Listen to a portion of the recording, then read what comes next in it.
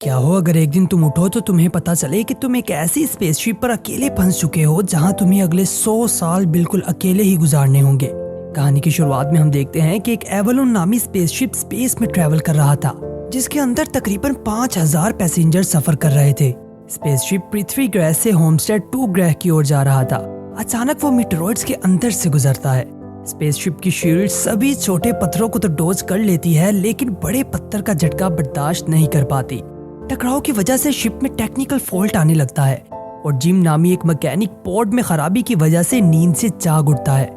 नींद से जागने के बाद एक रोबोट जिम को बताता है कि अगले 4 माह में वो होमस्टेड 2 पर पहुंच जाएंगे।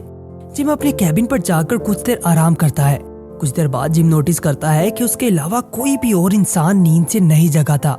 ये देखकर जिम काफी परेशान होने लगता है। जिम जाकर एक हेल्पिंग रोबोट से शिप के क्रू मेंबर्स का पूछने लगता है, लेकिन क्रू मेंबर्स के कैबिन में जाने के लिए स्पेशल कार्ड की जरूरत थी, जो कि जिम के पास नहीं था।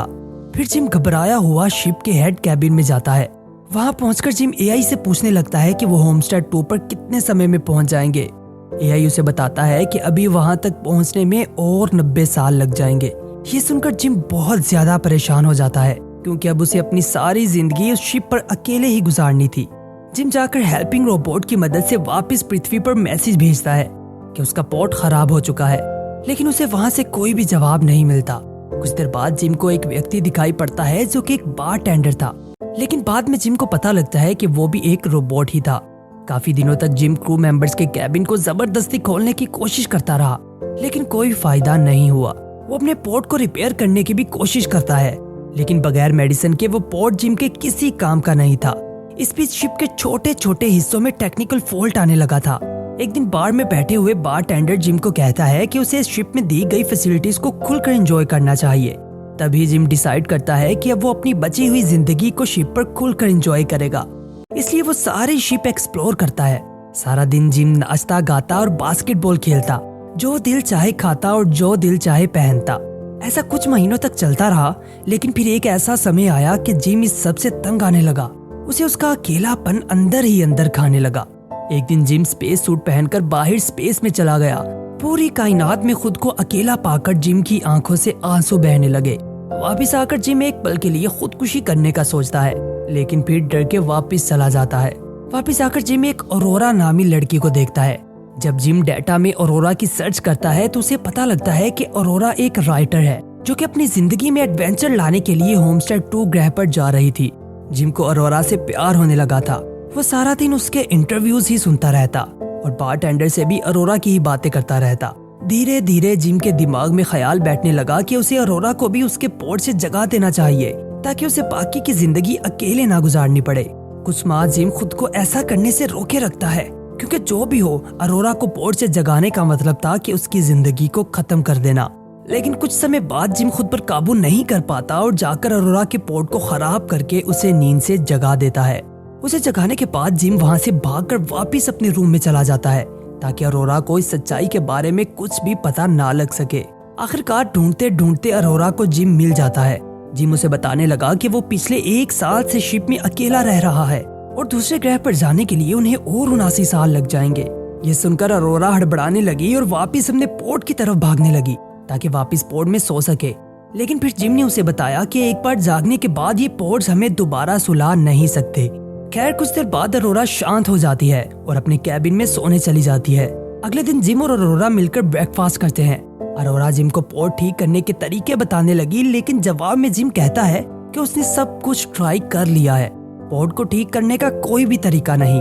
अगले दिन अरोरा जिम से पूछने लगी कि आखिर उसने पृथ्वी क्यों छोड़ी, ये जानते हुए भी कि वो फिर कभी अपनी फैमिली को दोबारा नहीं देख पाएगा। जिसके जवाब में जिम कहने लगा कि पृथ्वी बहुत ज्यादा एडवांस हो चुकी थी। वहाँ कुछ भी खराब होता तो वो लोग उसे रिपेयर करवाने की जगह वो चीज ही नहीं ले आते थे, इसलिए वहाँ अब मैकेनिक्स की जरूरत ही नहीं रही। इसलिए मैंने नए ग्रह पर जाकर एक नई शुरुआत करने का डिसाइड किया है। कुछ समय बाद जिम एक रोबोट की हेल्प से अरोरा को डेट का पूछता है। अरोरा जिम को हाँ कह देती है और वो दोनों रात को डिनर पर चले जाते हैं। डिनर के बाद जिम अरोरा को स्पेस सूट पहनाकर अपने साथ स्पेस में घुमाने ले जाता है। स्पेस में अरोरा बहुत ज्यादा एंजॉय करती है। अगले कुछ दिनों तक वो दोनों अपनी लाइफ को खुलकर जीते हैं। कुछ समय बाद जिम और अरोरा रोबोट के पास बार में बैठे थे। बातें करते करते रोबोट अरोरा को सारी सच्चाई बता देता है कि कैसे जिम ने उसे नींद से जगाने से पहले कई माह सोचा था। ये सुनकर अरोरा शौक में चली जाती है। वो फूट फूट कर रोते हुए अपने रूम में चली जाती है। रात को गुस्से में आकर अरोरा जिम को नींद में ही पीटने लगती है। उसके बाद कई दिनों तक अरोरा जिम से कोई भी बात नहीं करती। इस बीच जिम अरोरा को स्पीकर्स पर बताता है कि वो बिल्कुल अकेला पड़ चुका था। उसे जिंदा रहने के लिए एक पार्टनर की जरूरत थी, इसीलिए उसने ऐसा किया, लेकिन अरोरा उसे माफ नहीं करती। इस बीच जिम स्पेसशिप में एक पेड़ भी उगा लेता है। कुछ दिन बाद दोबारा से शिप में मैकेनिकल फॉल्ट आने लगता है और अरोरा को एक आदमी की आवाज आती है जो कि क्रू मेंबर्स का हेड गस था। जिम उसे स्पेसशिप में चल रही सारी सिचुएशन बताता है कि अभी दूसरे ग्रह तक पहुंचने के लिए उन्हें मजीद 88 साल लग जाएंगे। गस जिम के साथ मिलकर पोर्ट्स को चेक करने लगता है ताकि पता लगाया जा सके कि आखिर पोर्ट्स में खराबी क्या आ रही है। पोर्ट्स चेक करने पर गस को पता लग जाता है कि जिम ने ही अरोरा का पोर्ट खराब करके उसे नींद से जगाया था। कुछ देर बाद शिप पे पड़ी खराबियों की वजह से शिप का संतुलन बिगड़ने लगता है और ग्रेविटी की वजह से सभी चीजें हवा में उड़ने लगती हैं। अरोरा उस समय स्विमिंग कर रही थी। वो बस डूबकर मरने ही वाली थी कि तभी सब कुछ वापस नीचे गिर पड़ता है। गस जाकर देखता है तो शिप में कई जगह फॉल्ट आ चुका था। गस उन दोनों को मैकेनिकल रूम में ले जाता है ताकि शिप में हुई खराबी का पता लगाया जा सके, लेकिन तभी गस बेहोश हो जाता है। उसकी बॉडी स्कैन करने पर पता लगता है कि गस की बॉडी में ऑलमोस्ट 600 किस्म के डैमेजेस हो चुके हैं और अब वो बस कुछ ही मिनटों का मेहमान है। मरने से पहले गस अपनी VIP की जिम को हैंडओवर कर देता है ताकि वो लोग शिप को रिपेयर कर सके। गस अरोरा और जिम को कहता है कि उन दोनों को मिलकर रहना चाहिए, जिसके साथ ही गस इस दुनिया को अलविदा कह देता है। पूरी शिप अब डैमेजेस की वजह से डोलने लगी थी, इसलिए अरोरा और जिम मिलकर शिप में हुई खराबी को ढूंढने निकल पड़ते हैं। ढूंढते ढूंढते उन्हें पता लगता है कि एक मीटरॉइड शिप के आर पार हो चुका है, जिसकी वजह से शिप में कई होल्स हो चुके हैं। जिम सभी होल्स को बंद तो कर देता है, लेकिन स्पेसशिप के इंजन्स रीबूट नहीं हो रहे थे, जिसकी वजह से स्पेसशिप का टेम्परेचर हद से ज्यादा बढ़ने लगा था। देखते देखते जिम को पता लगता है कि स्पेसशिप के बाहर एक दरवाजा जाम पड़ा हुआ है। जब तक वो नहीं खुलेगा शिप के इंजन्स रिबूट नहीं होंगे। इसलिए जिम स्पेस सूट पहनकर बाहर चल पड़ता है ताकि बाहर जाकर दरवाजा ओपन कर सके। जाने से पहले अरोरा जिम को कहती है कि वो अकेली इस शिप पर नहीं रह सकती, इसलिए उसे वापस आना ही होगा। जिम बाहर जाकर दरवाजा ओपन करता है, लेकिन दरवाजा खुद ही बार बार बंद हो रहा था। इसलिए जिम दरवाजे को खोल कर रखता है और अरोरा को इंजन रिबूट करने का कहता है। जैसे ही अरोरा इंजन रिबूट करती है, इंजन से निकली आग जिम पर आ पड़ती है और जिम की रस्सी टूट जाती है। जिम का स्पेस सूट भी खराब हो चुका था। वो बस स्पेस में खोकर मरने ही वाला था कि तभी अरोरा स्पेस सूट पहनकर जिम को बचाकर वापस ले आती है। जिम की सांस नहीं चल रही थी, इसलिए अरोरा उसे मेडिकल मशीन के अंदर डाल देती है।